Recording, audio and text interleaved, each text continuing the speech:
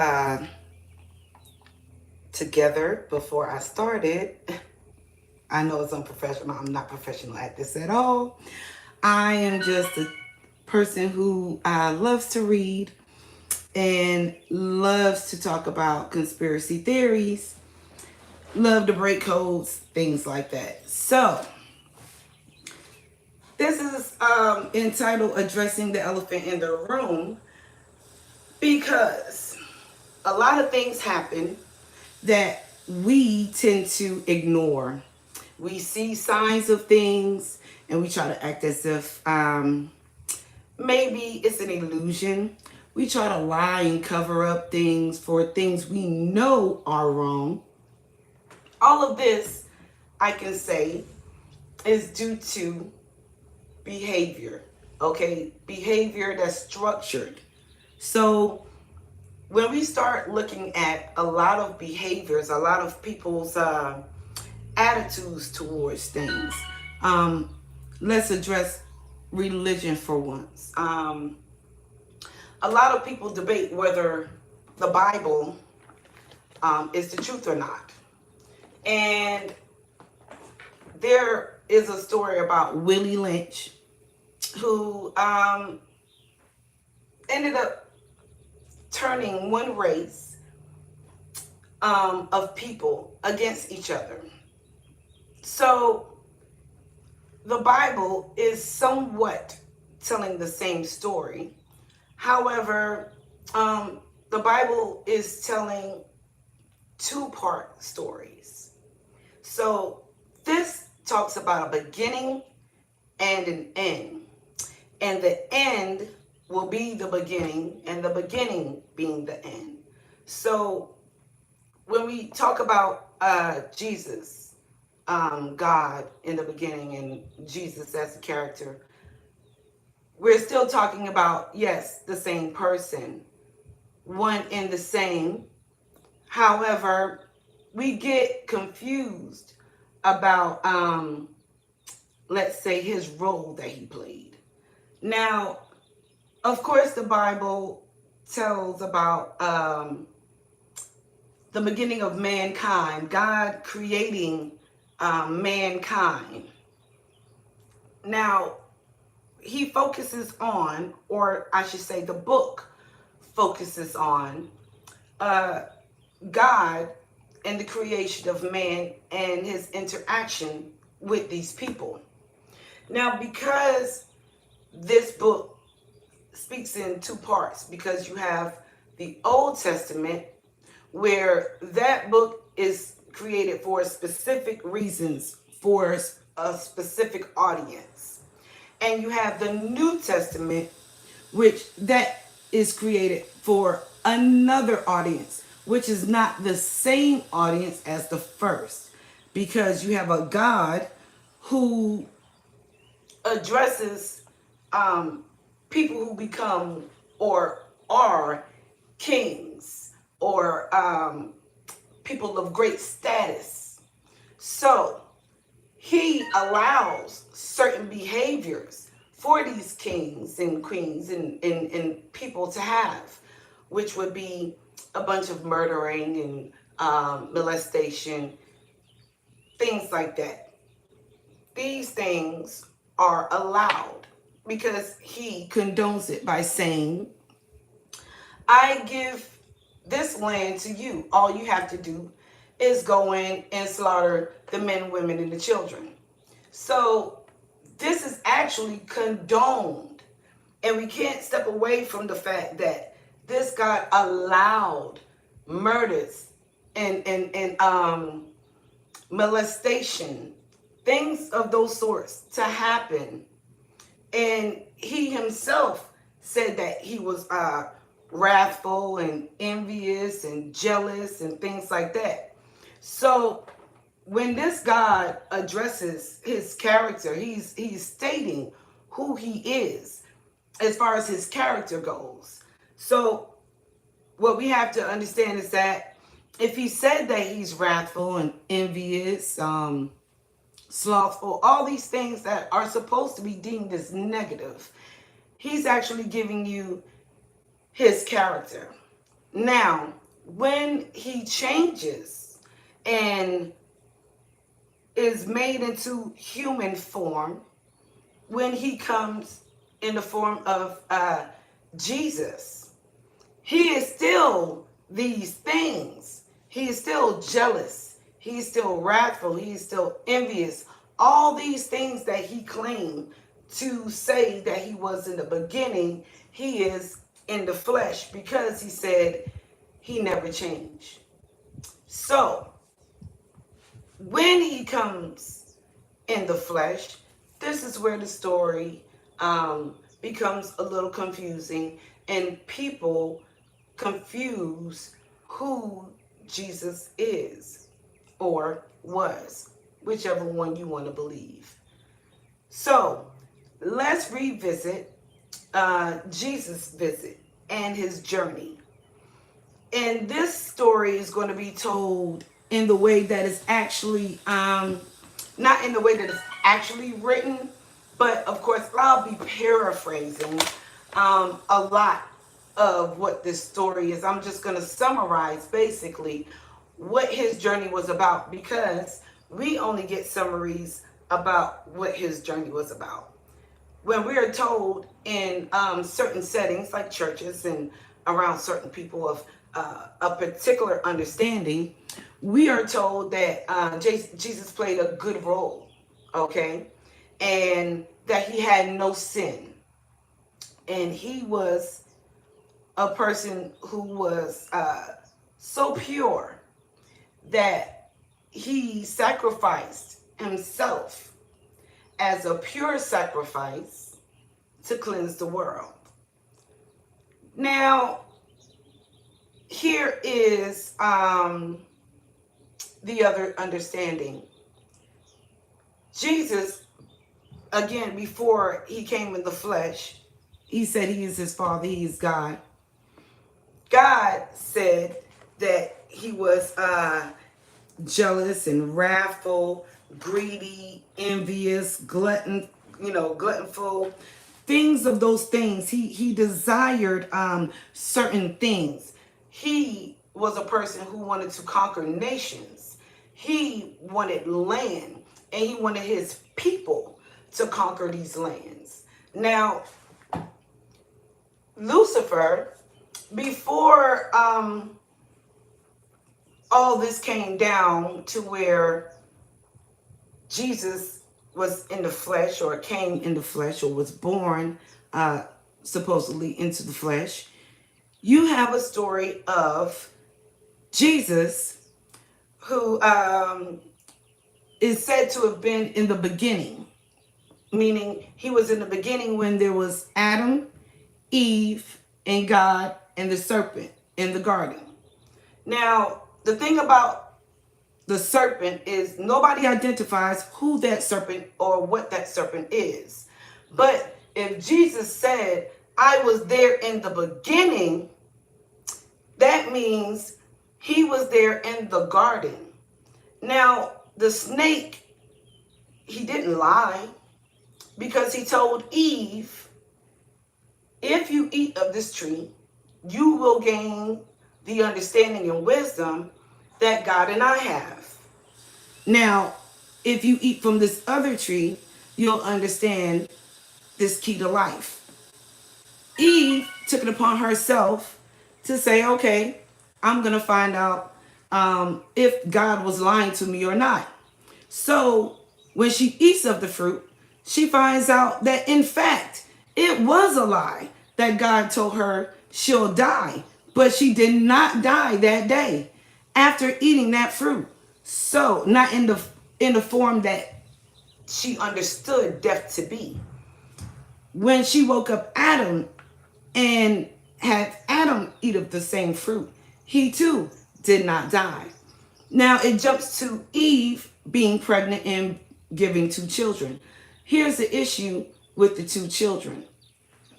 Jesus, again, he was born, and he was in the beginning, and he made children.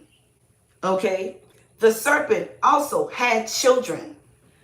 They don't go into the story of telling you about the serpent Lucifer, the devil, hit the angels that followed him, because they are giving you the actual story by telling you the characters in this book. These are the angels, and Lucifer is Jesus who came in the flesh. Now, not to say that the snake was wrong, because the snake did not lie, because they did not die. And they did realize that God was lying. So this brings a big problem in why wasn't we told how to look out for the enemy? Being that if the devil is so crafty, so smart, that he can outsmart God and God not even know that he had stuff going on in his kingdom that he would never have allowed. So much that he couldn't even control his own kingdom. He had to kick Lucifer out and banish him from heaven so he don't run it. But not to say that he couldn't come back to visit. So when he banished him to earth and told Lucifer, if you want your kingdom, you want your church, you want people to worship and follow you, then have that on earth. So if we have churches and books, scrolls, papers, things of evidence to say that somebody was here, we cannot deny the evidence that's left behind. Now, the hoax is that, was it Jesus, or is Jesus a symbol for something else? That's when you get into a deeper study. So Jesus comes on the scene, not once, not twice, but multiple times. He's shown himself to be throughout the Old into the New Testament. When he was the serpent, because he said he was in the beginning. And he told Eve and Adam that they were both lied to, and they needed to have wisdom and knowledge. How do you get this wisdom and knowledge? You have to experience. You have to go out there and experience what Lucifer was doing. They did just that. By them doing that, they disobeyed God. So this caused a problem, that the serpent, again, Lucifer, caused God's people that he created to turn away and turn against him. So Jesus comes, born unto Mary, and he comes amongst these people after leaving for so long. He comes back to his hometown. And when he gets to his hometown, he comes about two brothers, and he just simply says, follow me. Like, I'll make you fishers of men. Now, these men and these people that he collected along the way weren't very good people. These were thieves because they were known to rob people. And you also had a tax collector who taxed his own people and like high outrageous taxes. You have a woman who was very promiscuous, didn't care about sleeping with other people's husbands, men, things like that, things that we still have going on today, basically. Any vile act that could have been deemed as wrong, as far as, maybe being a drug addict, alcoholic, something like that. Jesus came for those people. Now, he said, I didn't come for the good. Meaning, if you were somebody of high morals and values and certain statutes, and you wouldn't kill and this, that, and the other, he had no use for you. There was no need for him to come for you because he didn't want you on his team. Not unless you was willing to do what he said, I need you to do. I need these killers to execute now, then that's what I need them to do. So a good person isn't going to do that. Only someone who's deemed as a sinner or bad. So he did not come for the good. He only came for certain people, bad people, castaways, people we wouldn't trust around us or our homes and neighborhoods today. These people said, no problem, and up and leave, follows him, and he collects them and keeps on doing this. They ended up bringing him to their church, their synagogue, meaning they were waiting for this particular man to come because he was seen as their redeemer, somebody to save them, because the good people had their God to save them, but there was nobody to save the castaways of the earth, what they would call the filth of the earth. And considering the fact that Lucifer did come down and he did cause chaos in heaven, he was supposed to bring that same chaos to earth. So we have to understand that something had to have taken place for good versus evil to even happen. So when Jesus ends up gathering his crew, he speaks to them by giving them sometimes private sermons, to where most of the time they didn't understand him because he had a tendency to talk in circles. Often they will say, can you make this more plain? And he'll say, well, why do I have to make everything so ABC for you? Like, why can't you figure it? Like, my whole point is for you to have knowledge, for you to be able to figure things out. The way y'all rob people, the way y'all steal from people and stuff, y'all do it sloppy. I need you to be more of a master of your art. I need you to know how to be cunning and kind and be slick. That way you can convince them to give you their things.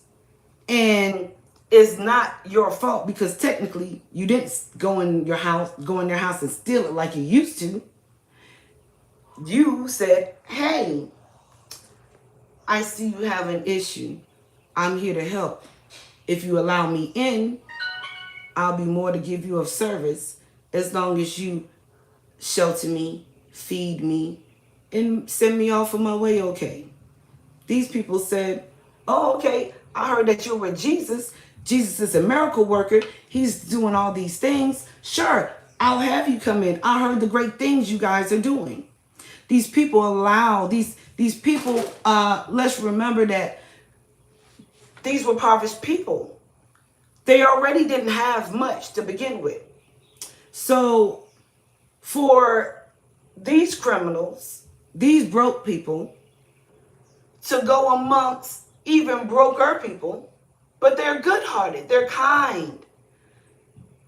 They are going to allow these people in. They come in, they fed them, they clothe them, they shelter, they give them valuables, because by the time they have to leave, they have nothing left.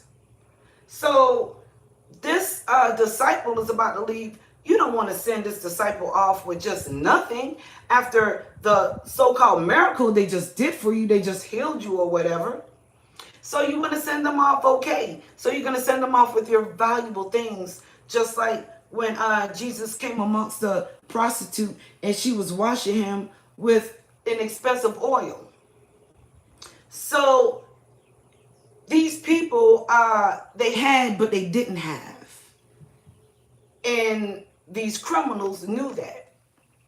They couldn't go amongst people of like minds, because the rich already, not to say that they were good, but the rich already did their deeds in the Old Testament. They already did the killing and all these things. So there was no need for all of that to still take place with these so-called good people because they were under that Old Testament law. Now the New Testament law, here it is that Jesus is saying, I'm coming to save these people who did sin. So no matter what criminal act, prostitution act, the worse, the better for Jesus. Because he gave these people dominion. He even told them, you have the same power I have. Now, these people go amongst him, healing and all these things. After a while, they leave, they go to the next town. And they do this to the next town, and to the next town, and to the next town. Finally, people are saying, I want that man Jesus because he and his friends are ripping people off. We are giving them every single thing we have, and we don't have nothing. They just robbed us. So yeah, these people are very upset. The so-called Jews are very upset that they were just ripped off by Jesus and his friends. Now, you have an angry mob who says, this man has to die. He took all of our valuables. Him and his friends, we fed them, we clothed them, we sheltered them, we sent them on with money or gold or something like that. We don't have nothing left, and these people are criminals. Now, when they asked Pilate, we want this man, send him out. Pilate says, which one? You have this so-called good man, and then you have this murderer.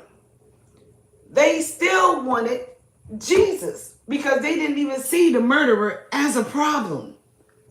They saw Jesus and his friends as a problem. Same one who was healing, doing all these things for them, evidently realized, okay, hold on a minute, you conned us. So they get Jesus on the cross. They make sure that he dies in front of them because they don't ever want him and his friends to do what he did to them, to anybody else. So he supposedly was supposed to die. The people are satisfied. He is in let's say a cave, okay? And let's not forget, people fell in love with this man. Regardless of how other people may have saw him as a devil, Lucifer himself, people still loved this man and supported him because Pilate did not even want to kill him himself, and he was a great man. So who's to say that the guards weren't people who were for Jesus, who said, okay, we know you are a master musician. We know you have the power to take life and give life, bring it back to life. What do we need to do? Because we'll protect you. So he supposedly, dies mysteriously, just nothing, for no reason. He just, which is kind of weird. People need to look at that. But when they get him off the cross, they nicely cover him. They nicely prepare him. They put him in this cave, and they have 2 guards to guard this man. Now, mind you, let's not forget, on the cross, he died amongst 2 thieves. A man who was so-called innocent, who didn't do nothing but good, somehow dies among thieves. And these people are also calling him a thief.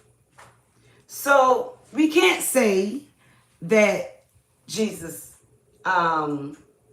wasn't one because the people thought he was one. And the evidence shows that, you have these 2 thieves on the side of you. You're in the middle. It makes sense that anybody who died that day or at that moment were only thieves or accused thieves. Now, his master plan, because he knew he came to supposedly die, he comes to earth. He already has a plan set out. That's why he came for criminals, for the castaways, because these people were dirty-minded people. They already knew how to go amongst the crowd and blend in, and nobody will ever know who they are. So when Jesus rises on the third day and he's out in the public and nobody recognizes him, not even Mary recognizes him, and he has to say, Mary, and she's like, who are you? It's me. Who do you? Well, I mistook you to be the gardener. So he couldn't come out as the person he left as, Jesus, because he was a thief. And if they realized that that thief was still alive, they would have killed him again. So he had to be in disguise, dress up as a gardener, which was one of his favorite things, because he also used to tell the story about a gardener and the vineyard, and how a king ended up losing everything, his home, family, due to being slack. So, get this phone. So, here it is that Jesus ends up coming amongst these people again, but this time in disguise, and slips away.